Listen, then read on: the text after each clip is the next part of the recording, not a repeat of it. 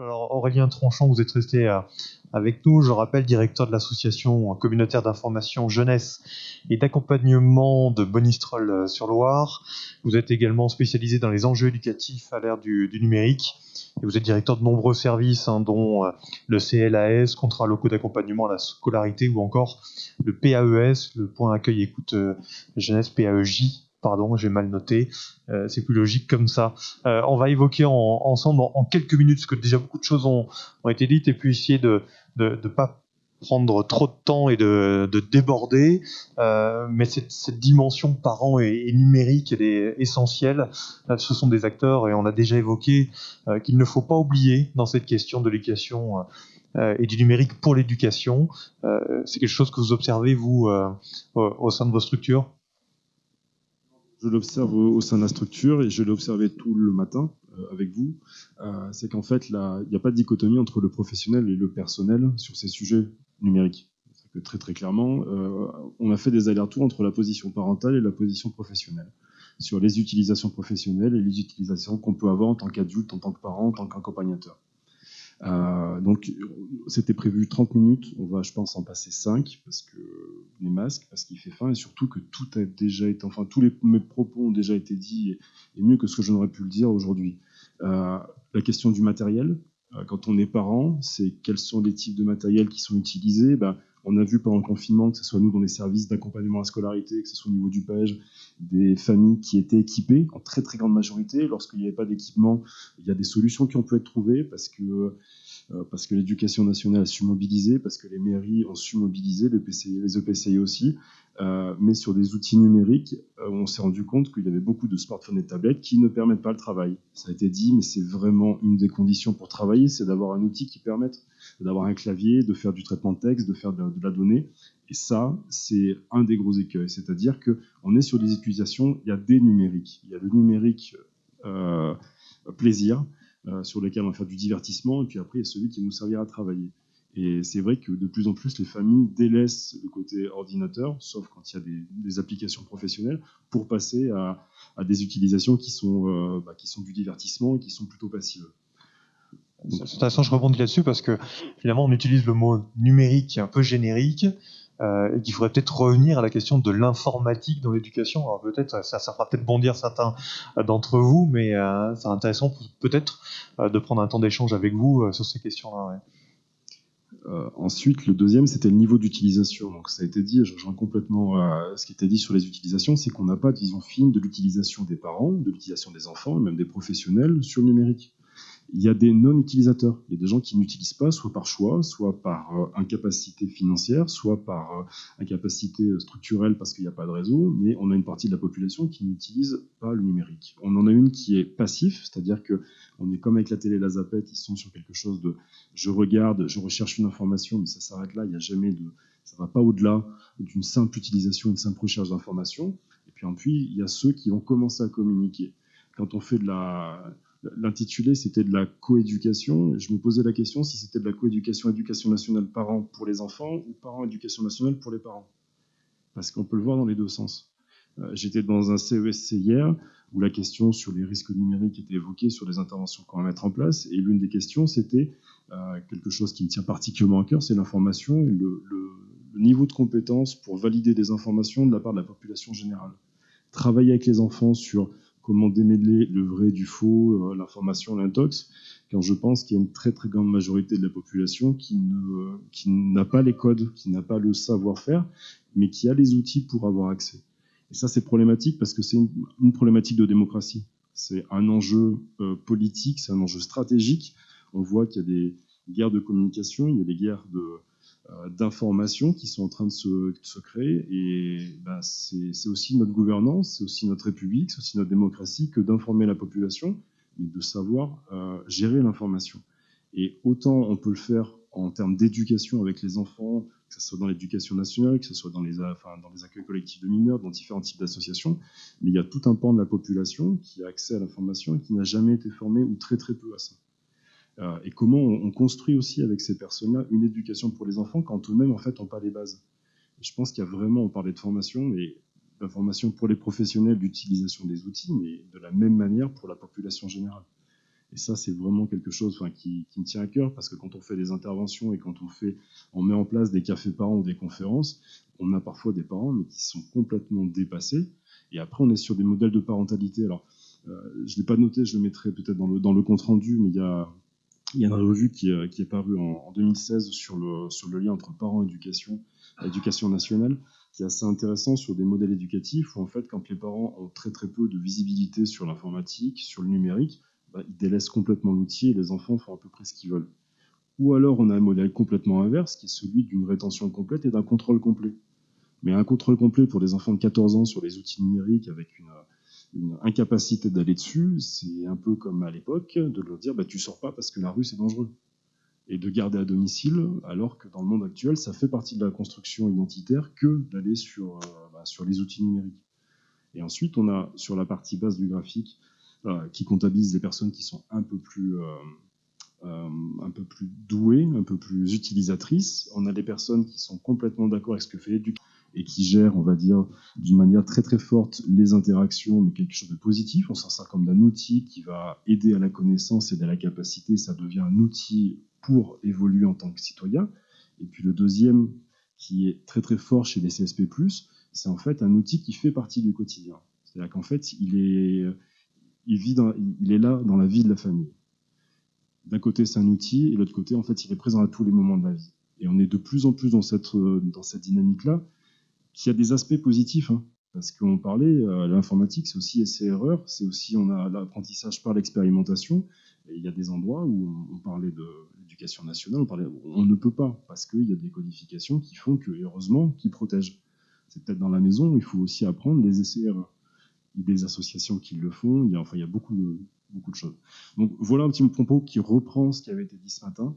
Je ne veux pas être trop long pour ne pas faire de redite, mais cet accompagnement, la parentalité, cette coéducation, elle doit passer, je pense, par au-delà des postures sur le rôle que l'on tient et la fonction que l'on tient, c'est vraiment une prise en compte des politiques publiques sur une montée en compétences sur l'informatique, mais de la population générale, si on veut vraiment pouvoir faire bouger les choses, parce que, encore une fois, je le redis, que ce soit sur l'information, que ce soit sur la sécurisation de nos données, on est faible. On est vraiment très très faible là-dessus. Et j'ai peur, quand on parle de risque, j'ai peur qu'à terme, ça soit préjudiciable. Pour l'instant, l'Union européenne nous protège, nos politiques publiques nous protègent. Espérons que ça tienne, le temps qu'on puisse se former. Merci Aurélien Tranchon. Ce que je propose, c'est que on fasse circuler un micro, les mêmes consignes que tout à l'heure, c'est-à-dire vous levez la main, vous vous mettez debout, vous ne touchez pas le micro, vous gardez votre masque, vous intervenez. On en a une devant.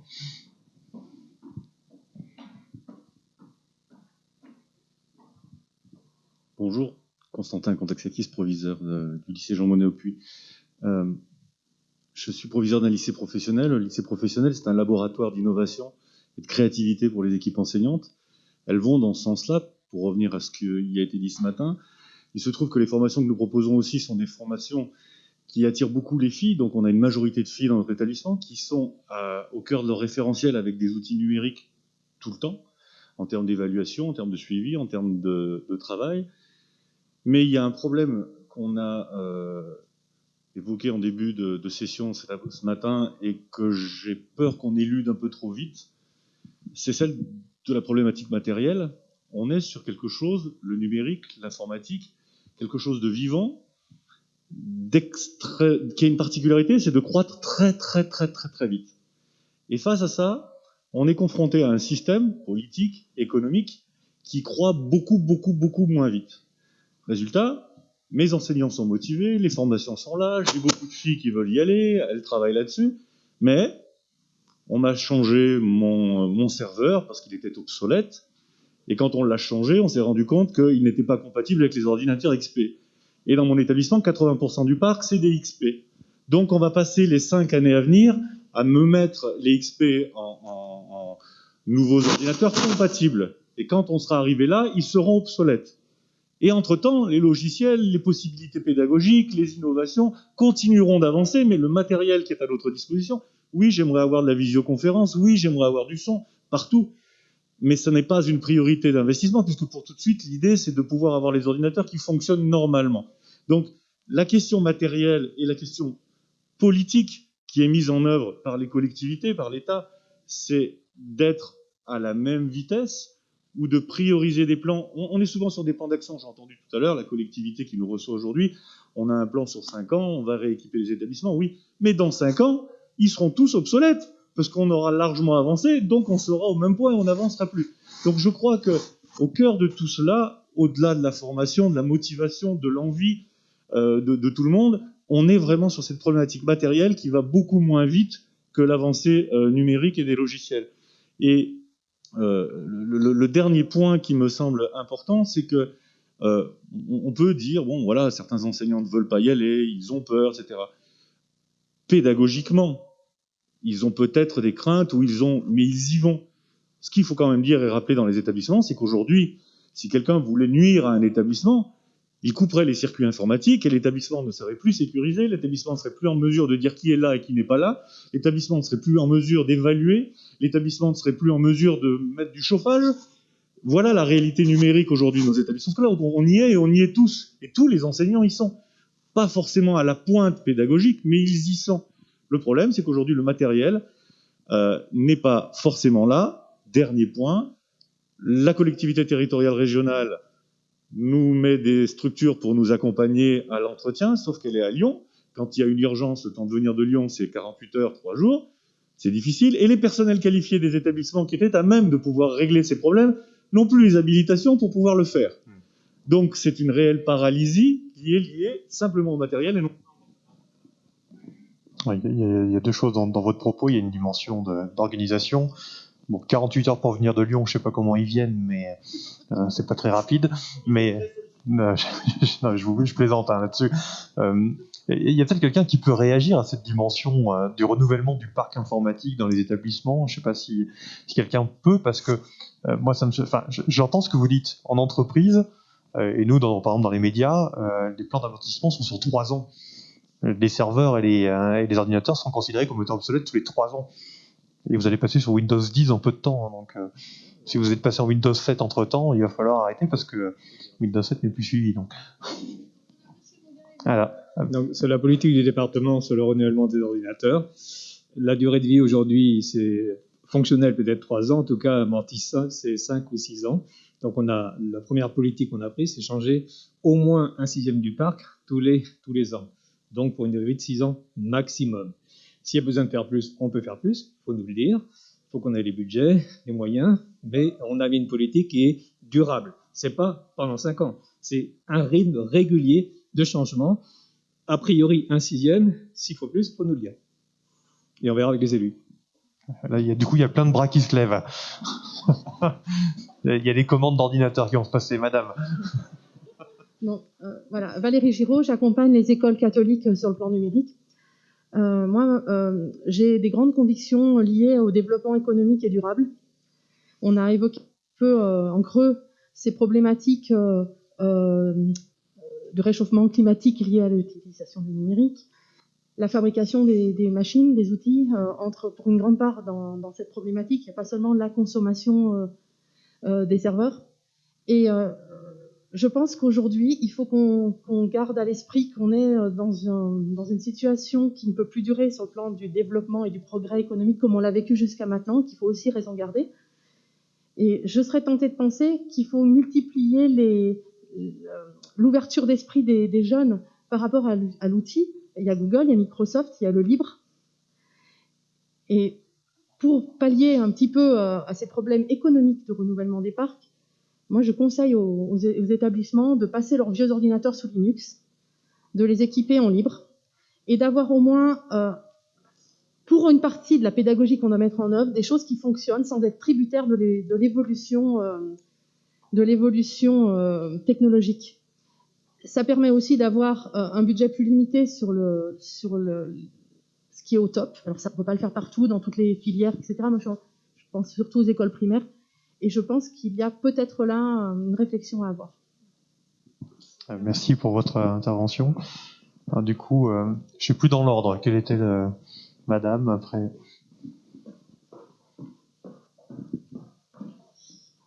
Donc, Johanna Sauvant, la proviseure du lycée Simone Veil, et moi je voulais revenir sur la coéducation et la parentalité. Je voulais qu'on revienne sur ce débat parce que... Est-ce qu'on peut vous demander de mettre le micro un tout petit peu plus près? Merci. D'accord. C'est pas pour vous. Hein. D'accord. Donc en fait, moi je voulais revenir sur ce sujet de parentalité et d'informatique parce que les ENT notamment, qui sont donc notre outil avec lequel on dialogue avec les familles, ont ouvert finalement des accès tout à fait nouveaux et tout à fait alors pertinents souvent, mais qui peuvent aussi avoir des effets revers moins agréables. Et nous avons finalement une entrée en masse des parents ou de la parentalité ou de la pensée pédagogique des parents sur nos ENT au détriment de leur présence physique dans les différentes organisations telles que nous pouvons les vivre de réunions peut-être plus traditionnelles, où on les voyait, où on les rencontrait, où nous étions en prise directe avec les parents. Et aujourd'hui, en fait, ce canal qui a été tout à l'heure identifié comme un cockpit, et j'ai bien aimé l'idée, permet ou autorise un flux de communication et un contenu de communication extrêmement différent. Donc je crois que cette parentalité et ce temps informatique, il va aussi peut-être falloir penser aux règles du jeu, aux règles de ce jeu, qui est extrêmement différent de ce qu'on pouvait supposer au départ. Tout à fait d'accord. Enfin, les retours que j'ai sont les mêmes. En tout cas, l'ENT est extrêmement bien utilisé. Les parents sont plutôt contents. Et plus le temps passe, et plus ils sont contents. Le seul petit bémol qu'on peut mettre, c'est un petit peu ce que j'ai entendu, c'est qu'il n'y a pas tout le temps l'application mobile ou tablette qui va avec et qui permet la même chose. Notamment sur les applications, sur tout ce qui va être information. C'est un peu le retour qu'on a, c'est qu'on a des parents qui ont du mal avec l'utilisation, parce qu'effectivement, il y a des temps qui sont faits avec les établissements scolaires en début d'année pour acquérir la compétence. Mais derrière, s'ils ne reviennent pas vers l'établissement, vu que c'est un logiciel qui est fermé, on n'a pas la possibilité, comme avec d'autres institutions, que des acteurs tierces puissent venir aider à la compréhension de l'ENT et à pouvoir aider les personnes à monter en compétence avec ce dispositif. Donc je sais qu'il y a des établissements qui mettent à disposition des PC et parfois du personnel pour accompagner les parents. Je pense que c'est une démarche qui est vraiment très très intéressante parce qu'il y a de la demande et que c'est un outil qui est extrêmement pertinent et qui, comme vous le disiez, remet peut-être un peu de relation à distance, qui est un peu plus facile que la relation duel. Après, effectivement, ce qu'on perd, c'est de la coparentalité et c'est des temps où les parents pouvaient se rencontrer pour pouvoir échanger et se souvenir les uns des autres.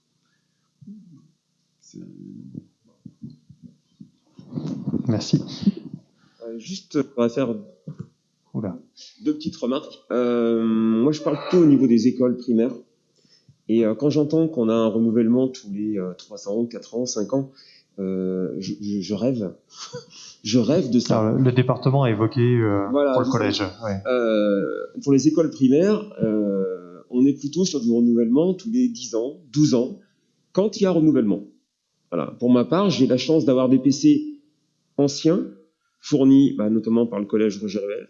Je les en remercie. Et aussi une part par Madame Ladazen qui nous en a fait passer, qui sont des anciens ordinateurs qu'il a fallu remettre en état. C'est la réforme, quoi. C'est de la réforme, mais qu'il a fallu faire personnellement. Oui, je comprends. Ouais. On est bien d'accord. Je repars aussi sur l'idée qu'il faut mettre du Linux, en effet, puisque ces ordinateurs qui sont arrivés, ils ont été formatés forcément. Il faut, pour qu'ils puissent fonctionner, mettre un système d'exploitation, et on est obligé de mettre du Linux, puisque si on met du Windows, on n'a pas les moyens. On n'a pas les moyens du tout. Et le deuxième point, il a un rapport avec les ENT, puisque là, nous aussi, l'école primaire, nous sommes les parents pauvres par rapport à ça. On a été à l'ENT pendant quelques temps, mais là aussi, on rêverait de pouvoir avoir ces difficultés de communication ou de ces parents qui ne viennent pas des écoles, même si on adore les avoir chez nous. Et vraiment, on aimerait avoir ce moyen de communication, ce moyen de partage qui serait plus qu'utile. Voilà. Donc c'est vrai qu'il y a quand même deux poids complètement différents, deux problèmes différents. Je ne néglige pas les problèmes du secondaire qui sont très importants et ils ont beaucoup plus d'élèves, ils ont en effet qui brassent un petit peu plus. Mais au niveau du primaire, on a besoin aussi de beaucoup de matériel qu'on n'a pas parce qu'ils ne fournissent pas ou très peu. Et on a de cette structure de NT qui serait commun. Et là, on partirait sur la parentalité aussi, puisqu'imaginons une famille qui a un enfant dans le primaire, dans le secondaire, qui pourrait utiliser la même structure, le même espace numérique.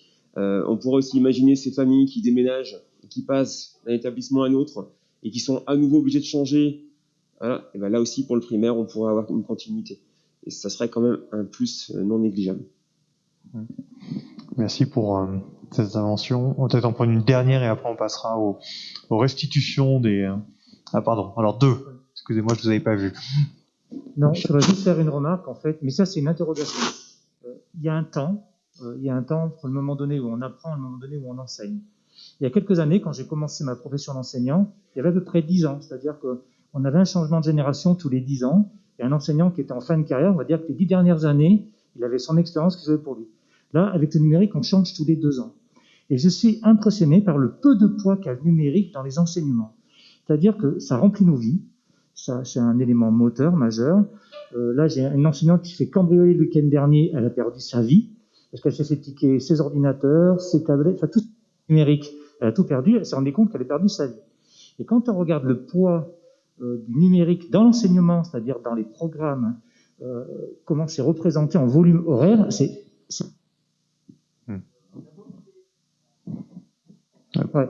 Le PIX, par exemple, on pourrait dire en fait que PIX était un élément transversal en fait à toutes les disciplines parlant du numérique en fait. Voilà, on se rend compte que maintenant on est obligé de l'appliquer, que ce soit dans le supérieur, dans le secondaire où tout le monde rattrape en fait les 3 ans de retard sur PIX, où vous avez les facultés, les écoles de kiné qui font passer au grand galop en fait les tests pour les élèves. On se rend compte qu'en réalité dans les enseignements même dans toutes les disciplines, ça y est pas, c'est pas présent. Le numérique en lui-même sur la RGPD, sur brancher une machine, qu'est-ce que c'est qu'un réseau, tout ça qui permettrait en fait aux gens de s'adapter dans le temps, ça n'existe pas. Je comprends, donc il faut aller plus loin. Madame, pour pas avoir de problème, j'ai senti que vous étiez agacée quand j'ai dit... Je le tiens. Non, excusez-moi, c'est parce que effectivement, alors Pauline Ansker, je suis maître formatrice depuis l'année dernière sur l'école Édith Piaf au Val-Vert au Puy-en-Velay et pendant 2 ans j'ai été IRON. Donc c'est vrai que je partage l'avis de mes collègues du premier degré où on sent qu'il y a quand même un énorme décalage entre les moyens et la façon de voir les choses dans le premier et dans le second degré. Très rapidement, juste pour un témoignage, moi dans une école où on est à presque 150 élèves, il y a une salle informatique avec 11 vieux postes. Voilà, c'est juste voilà comment on met en œuvre après. Pareil, comment on fait quand on réfléchit sur sa pédagogie pour changer ses pratiques et en même temps en ayant ce type de contraintes matérielles. Moi, ma question, elle était plus sur du coup le travail avec les parents et tout le travail qu'on doit faire autour de l'esprit critique, effectivement, chez les élèves, avec un travail aussi en formation, évidemment, pour les enseignants qui, pour moi, n'existe pas encore. Voilà, sur comment on forme à l'esprit critique. Pour moi, ça va pas venir des enseignants, ce besoin de formation à ce niveau-là, parce que, en tout cas, dans le premier degré, c'est complètement transversal et du coup, on sait pas trop à quel moment, ça ouvre des portes, mais en même temps, on sait pas trop à quel moment le faire. Donc déjà, il faudrait qu'on arrive à être vraiment formé là-dessus, qu'on ait des temps de formation là-dessus. Du coup, ma question, c'était est-ce que, pour que les parents avancent aussi là-dessus, est-ce que ça passe que, alors en tant qu'enseignant, par le travail qu'on va pouvoir faire avec leurs enfants sur le temps de classe, et c'est eux indirectement qui vont peut-être influencer et amener leurs parents à réfléchir, mais je me leurre pas, je sais très bien que voilà, dans certains contextes, ça va pas être le cas. Et du coup, quelles seraient les autres possibilités qui existent en milieu rural, en milieu urbain et notamment dans les quartiers compliqués, voilà.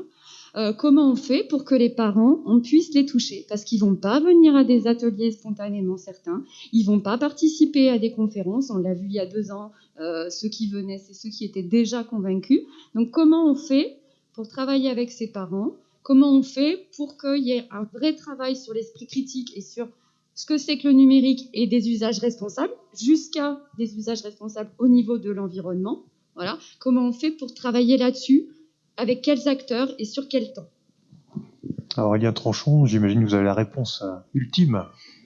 Merci. Bon courage. Oui. Merci. Je vous en prie. Non, je pense qu'effectivement, comment faire pour les amener il faut prendre tous les biais possibles, imaginables. Il faut travailler en partenariat. Il faut. Ce que je veux dire par là, c'est que tous les biais possibles, imaginables, c'est que nous, on fait appel systématiquement, systématiquement aux associations de parents d'élèves quand elles sont mobilisables, aux médiathèques, aux ludothèques, à la mairie, pour que ça soit un projet qui ne soit pas porté par l'école, mais qui soit porté par un territoire. Ça, c'est la règle numéro 1, parce qu'il faut que ce soit une volonté politique et qui soit lissée sur plusieurs temps. Et qu'il y ait une vraie dynamique politique sur cette question-là et qui dépasse le cadre de l'école. Parce que ça ne peut pas être que l'école qui fait ça, bien évidemment. Et les accueils de loisirs, ça peut être du périscolaire. En tout cas, c'est une réflexion qui demande du temps, qui est chronophage, on le sait. Mais c'est à ce prix-là qu'on arrive à mettre des projets en place. Après, c'est du faire. On parlait du numérique. Le numérique, c'est faire. C'est utiliser, faire une formation de n'importe quel outil numérique. Si c'est pour pas l'utiliser pendant 2 ans, ça sert à rien. Il faut utiliser et donner le moyen aux personnes de les utiliser. Moi, je suis effaré. Enfin, on a tous entendu, mais moi, je l'ai vu et vécu pendant le confinement, des mails qui m'ont été envoyés avec tout le texte dans l'objet sur des enfants, sur des ados et sur des parents. J'ai eu les 3. J'ai fait waouh. Je l'avais entendu, mais le vivre, c'est quand même se dire la fracture, elle est là parce qu'ils sont pas habitués. Comment on fait pour mettre ces outils à disposition et qu'à un moment donné, on monte en compétences. Et puis après, c'est ce qu'on a réfléchi hier soir, c'est peut-être sur la classe inversée ou en tout cas sur la manière dont on peut donner des devoirs aux enfants, en tout cas un travail de réflexion, mais qui doivent pair avec les parents. Et peut-être avoir une correction qui se fasse dans l'école, mais le travail qui est fait avec le parent sur certaines questions qui sont liées au numérique, pour faire mettre en travail les parents et les enfants, pour qu'il y ait une co-construction. Et puis remettre aussi les parents dans leur place d'éducateurs et d'accompagnateurs sur les apprentissages. Et c'est trop, alors des choses qui peuvent être très ludiques, mais il y a des outils. Nous, dans la formation jeunesse, il y a beaucoup d'outils qui sortent sur justement les questions du numérique, de qu'est-ce qu'on peut faire, où sont les risques, les informations, le vrai du faux, intox, désintox. En tout cas, il y a des petits outils comme ça, mais qui peuvent être des outils donnés pour que les parents puissent mettre le nez et se rendre compte qu'effectivement, ça peut être pertinent qu'ils s'intéressent à l'outil. Et c'est commencer à les tirer comme ça. Nous, ce qu'on fait, c'est derrière, on fait passer un questionnaire. Donc ça fait une deuxième mobilisation. Et puis ensuite, c'est maintenant qu'on a fait le questionnaire, qu'on a mis un petit peu en travail. Est-ce que vous voulez aller plus loin avec nous sur la question ? Ah oui, en fait, voilà, on les a attrapés, on a amorcé, et on voit si on fait ou pas. Si c'est pas le cas, on y retourne. Et au bout d'un moment, s'il y a plusieurs acteurs, on arrive à mobiliser. Et on arrive à mobiliser, bien évidemment, pas la population qu'on voudrait toucher. Mais si on arrive à en avoir 4, 5, 6, on se dit qu'il va y avoir un fait tache d'huile et que possiblement on va arriver en tout cas à toucher plus de gens qu'en ayant des conférences descendantes qui ne servent plus à rien sur ces questions-là. Juste, je me permets sur l'esprit critique. Je pense que vous pouvez aussi, là je prêche pour ma paroisse et je me permets parce que j'ai le micro, mais concrètement, faites appel aussi à des spécialistes de l'information. Dans les établissements, moi je suis toujours très surpris, je suis parent d'élèves, j'ai des filles qui sont au collège ou à l'école, de voir que pendant la semaine de la presse à l'école, on a des super papiers dans les cahiers de texte où on nous dit le prof de français qui, à mon avis, est aussi bon en gestion de l'information que moi je suis bon en enseignement des maths, va expliquer aux élèves comment est-ce qu'on fait du tri d'informations. Donc je pense que n'hésitez pas, vous avez des médias locaux, il y en a beaucoup en Haute-Loire. Et je peux comparer par rapport à d'autres territoires, parce que moi j'interviens sur l'ensemble de l'Auvergne. En Haute-Loire, il y a beaucoup de journalistes, donc n'hésitez pas à les solliciter pour faire de l'éducation justement à l'information et au développement d'esprit critique. On est là pour ça aussi.